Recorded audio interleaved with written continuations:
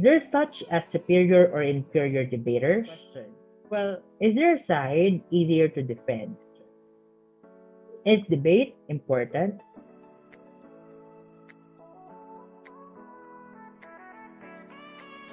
Hi sayers, good day, welcome back to my channel.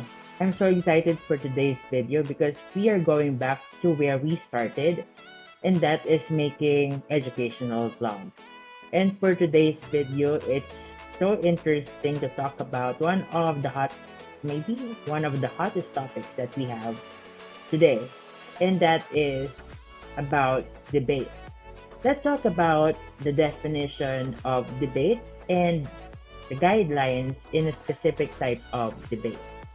To know more about that, continue watching this video and don't forget to like, share, and subscribe, and hit that notification bell to get updated to my future uploads. So let's get it. Let's get started. First, let us talk about the objectives. Define debate.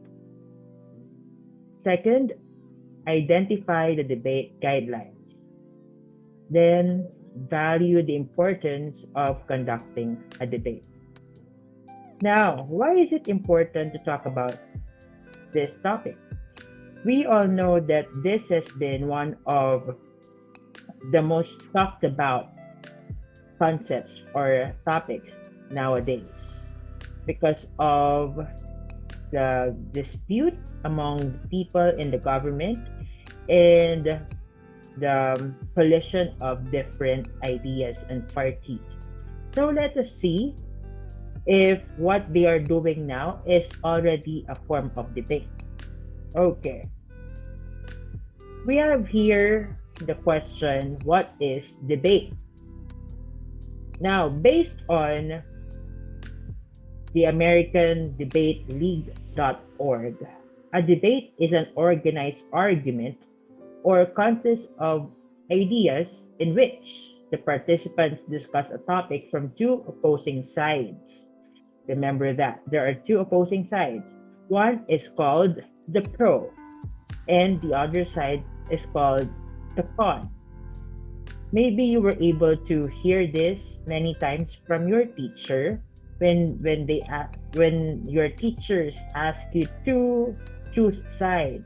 Are you going to be with the pro or are you going to be part of the con?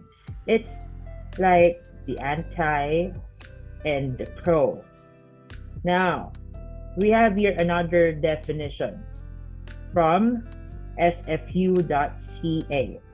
A debate is a structured argument. Two sides speak alternately for and against a particular contention, usually based on a topical issue. Unlike the arguments you might have with your family or friends, however, each person is allocated a time. They are allowed to speak for, and any interjections are carefully controlled. Now remember this, a debate is different from the usual conversations or exchange of thoughts that you do with your friends or colleagues. This one is a structured argument. And there is an allocated time for each party. And each party is taking turns. Once this party is given the time to speak, the other party must listen, and vice versa.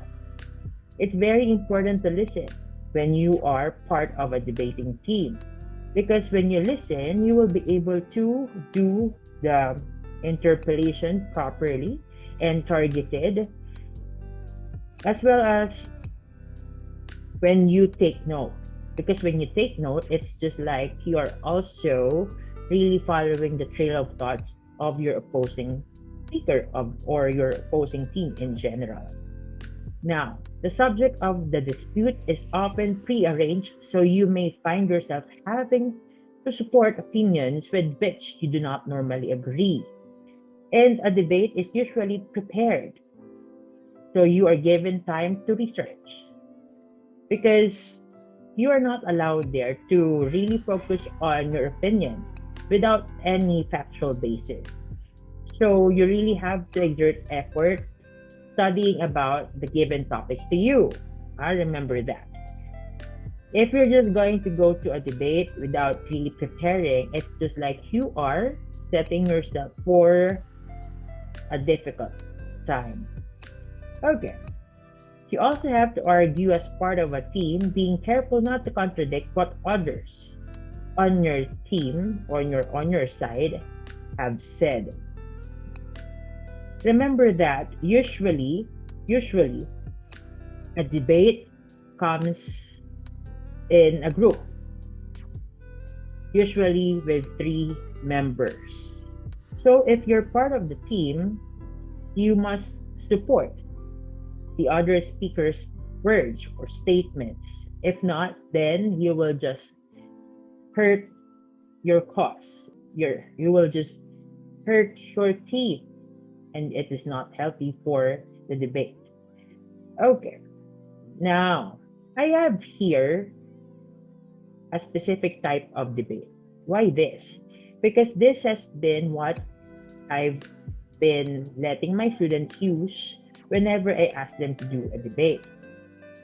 And this is called cross-examination or Oregon Oxford or forensic debate.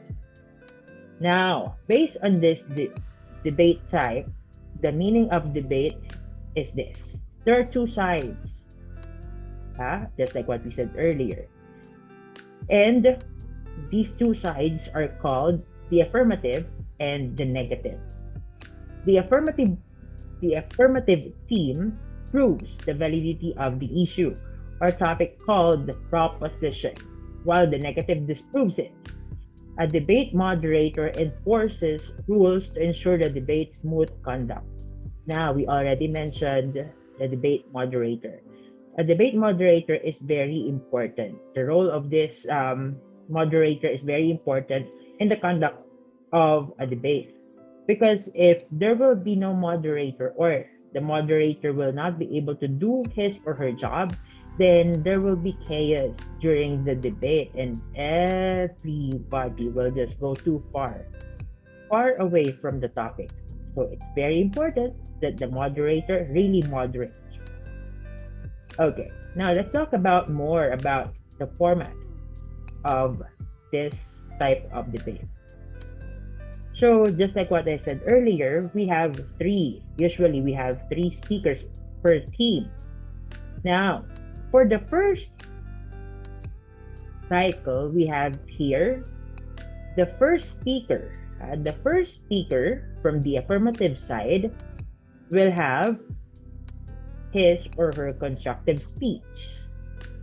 And then after that, the first speaker from the negative side will have his or her interpellation for the first affirmative speaker. Then vice versa. The first negative speaker will have his turn or her turn for his constructive speech. And the interpellation will be done by the first affirmative speaker. The second cycle. Second affirmative will have his or her constructive speech, then the interpellation followed by the constructive speech of the second negative speaker, and so on and so forth until the third speaker. So this is how it goes under this type of debate. Okay. In this Oxford Oregon type of debate, the constructive speech has a minimum of 2 and maximum of 7 minutes. Then, for the interpellation, maximum of 2 minutes. Now,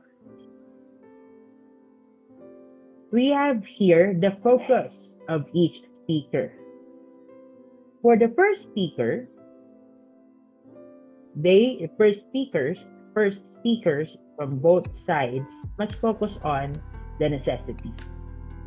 So from the positive side, he or she must focus on answering the question, why is it necessary? Why is it needed?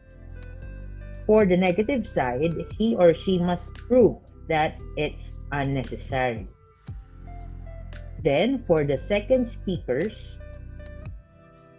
he or she or they must focus on the beneficiality of the issue, the proposition.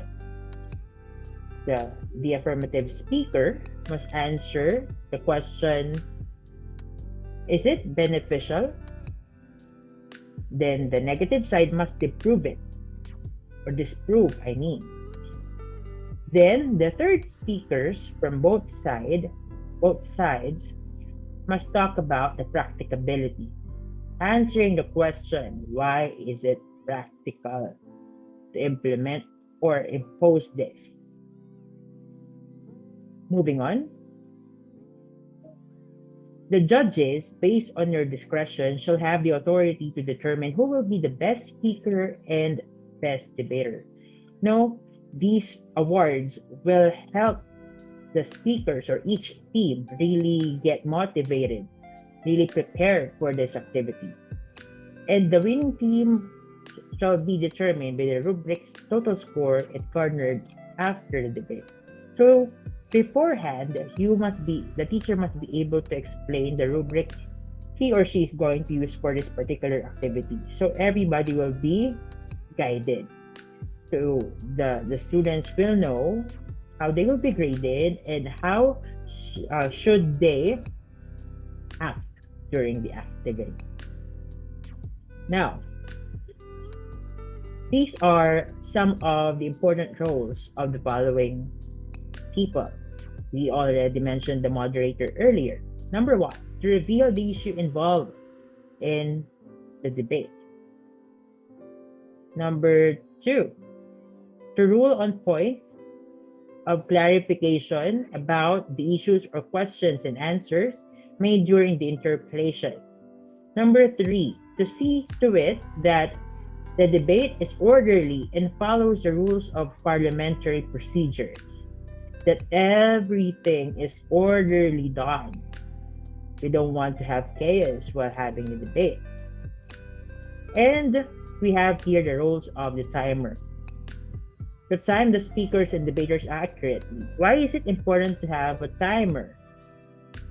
Because, if you're going to have this in your class, we all know that each class is limited to usually 1 hour or 40 minutes. So you really want to maximize time. For as much as you would like to really give more time for each team, you're just given limited time. So you really have to maximize the time given to you. Number 2, to give the speakers a 1 minute warning with the ringing of the bell once before his or her time is up. So the speakers will be able to wrap things up. It's very important to wrap your speech. To wrap up your speech. Why? Because if you were not able to clarify your point there, at least you have a minute to do it before your speech ends. Number 3, to prevent the debaters from exceeding the time allotted to them by ringing the bell. Why? Let's continue. Guides for constructive speech. Now, what must be possessed by the speaker? It's very effective and impactful when the speaker has the following: poise, gestures. They don't have to do to please the like a declamation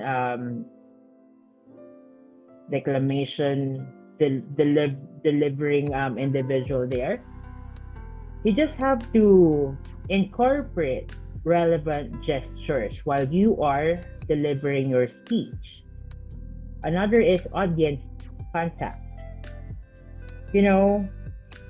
when you are delivering your speech and you get to have contact to your audience, it's just like a signification that you are able to convince them, persuade them, and that's your objective there, right? And voice projection, these are highly recommended. We all know that voice really matters when you are delivering your speech. And together with all those things, you will be able to have a very good constructive speech delivery. Then rules on interpolation. Number 1, questions should primarily focus on arguments developed in the speech of your opponent. However, matters relevant and material to the proposition are admissible. That's why I told you earlier that we have to take note while your opposing speaker is having his turn or her turn, for you to be able to ask questions based on what he or she said. I know since this is given prior the debate day, the topic is given to you prior to the debate day, you have there a prepared set of questions. That's understandable, and that is fundamental in a debate. But it would be much more effective if you're going to ask questions based on what your opposing speaker said, because it's really a signification of listening attentively and asking questions critically. That's a good point there. Number 2, questionnaire and opponent should treat each other with courtesy. Remember, this is a structured argument. So you must have all the time respect and courtesy with each other. You don't want to have chaotic scene here that everyone is just talking and without the factual basis or evidences. Number 3, both speakers stand and face the audience during the question or interpolation period. It's just like facing the crowd and without really the influence of other people around you, your colleagues. Number 4, once the questioning has begun, neither the questionnaire nor his opponent may consult a colleague. Consultation should be done before, but as quietly as possible.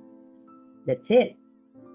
Though you belong to a team, you must really work for yourself, most especially when it's your turn to ask or to answer questions.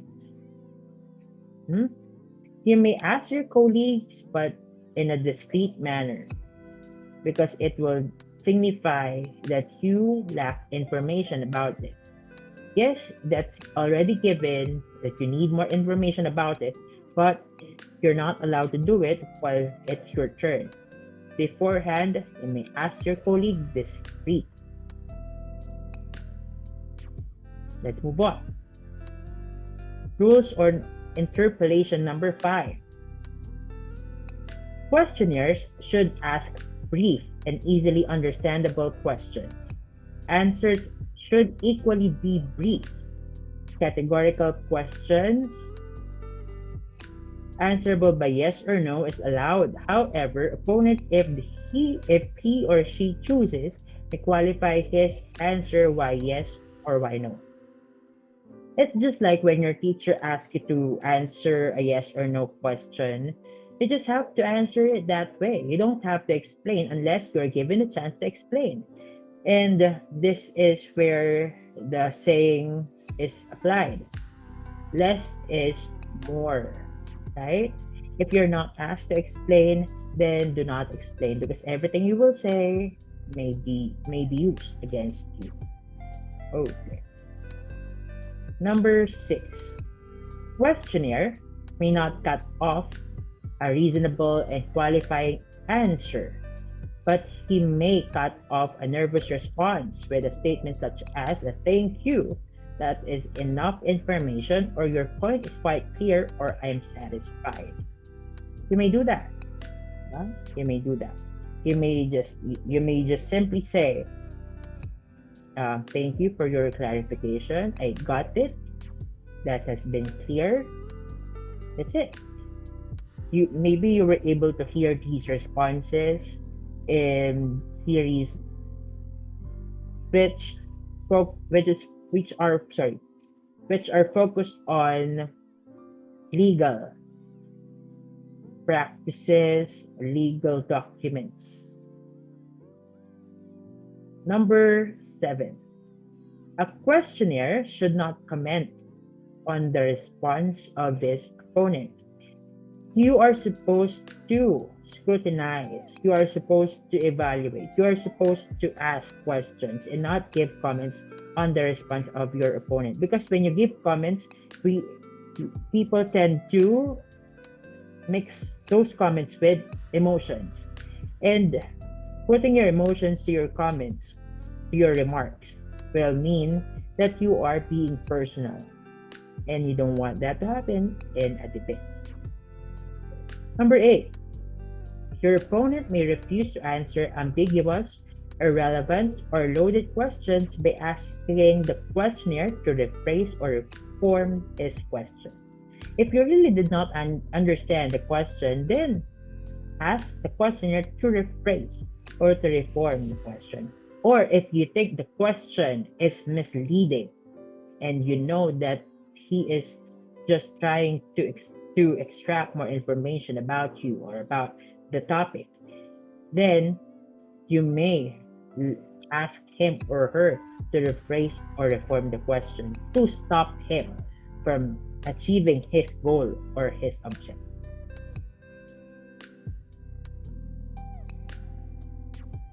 Rules on rebuttal speech. Rebuttal speaker should point out clearly the fallacies committed by his opponent, stating clearly what particularly statement or argument constitute said fallacy. Rebuttal and cross-examinations are usually done after the delivery of the constructive speech and the interpellation to really qualify the answers of each party or each speaker. If not familiar with the fallacies of logic, the debater may counter arguments directly by stating what arguments or statement is incorrect or false. If you think this one is false or merely just an opinion, then you may go straight to that point and ask for an explanation or ask for exemplification from the speaker. Tips on cross-examination. The cross-examination period of a debate is a time when the person who is not going to speak next in the constructive questions the person who has just finished speaking. Consider cross-examination an information exchange period. It is not the time to role play lawyer. So this one, your other teammates may ask, may what they call it, get information from your opposing speaker, and that will help you know more and explore more about the topic at hand. Now, what are the objectives when you do the cross-examination? Number 1, to clarify points. Number 2, to expose errors, the fallacies there. To obtain admission. Number 4, to set up arguments. Number 5, to save prep time. Number 6, to show the judge how cool you are so they want to vote for you. Remember, you are there to persuade people that what you are telling them is true. And the other parties, those statements they are trying to deliver, they're trying to give to the audience and the judges are all false. Now, we are done with the definition of debate and the format of the Oregon Oxford debate. This one, or this particular moment, in this particular moment, we will be answering some of the frequently asked questions about debate, considering what is happening today in our country. Okay. Is there such as superior or inferior debaters? Well, technically, none. Because a debate or the topic of the debate is given to you ahead of time, and you're given time to prepare for that. And considering the vast information we can get anywhere, you know, each party has same chances of winning. So it's just like you're standing on the same ground. So for those who are saying that you cannot be my debating partner, or you cannot debate against me because I am superior over you, well, that is a no-no. Because in a debate, you are just going to settle or just going to focus on the topic at hand. And it depends on you if you're going to come to your debating date prepared or not.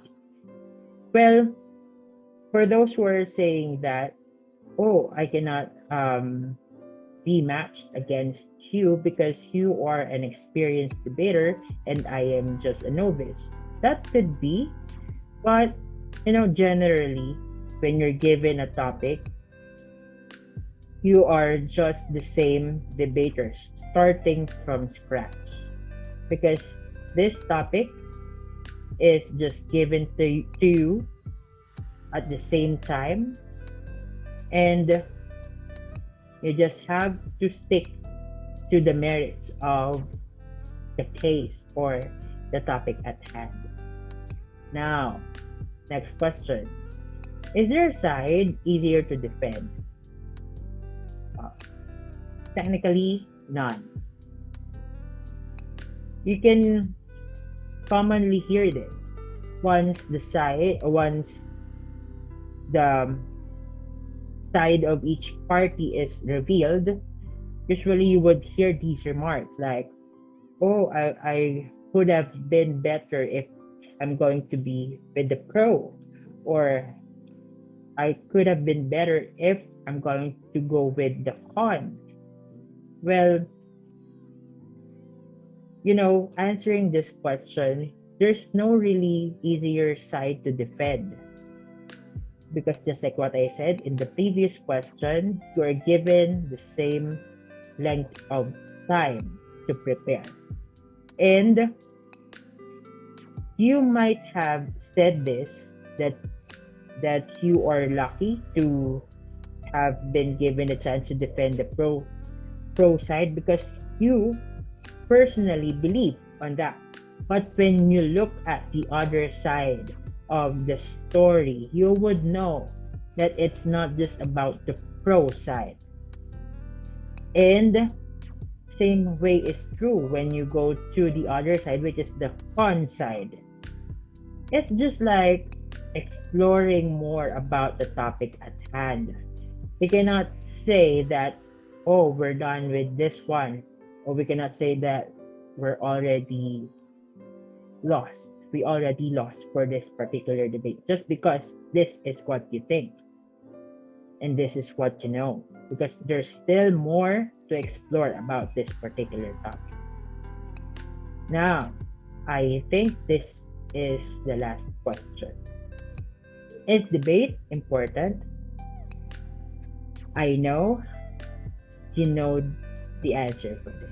It's important for us to explore more about a certain topic and for us to expose things that were not yet discovered about that particular topic.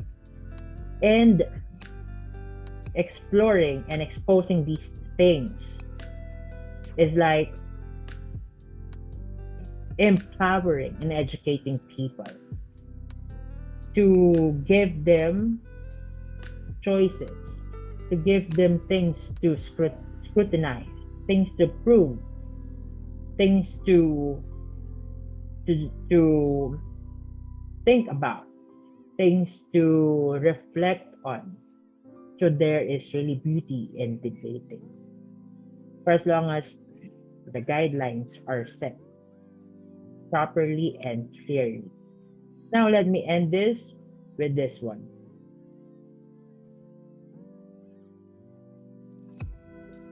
It is an excellent way of improving speaking skills and is particularly helpful in providing experience in developing a convincing argument. Those of you who are forced to argue against your natural point of view realize that arguments, like coins, always have at least two sides. So there you go. If you want to know more about debate and other things, please don't forget to like this video, subscribe to my YouTube channel, hit that notification bell to get updated to my future uploads. This is Simon, or Simon Says TH. See you again next time. Let's call it a day. Bye bye.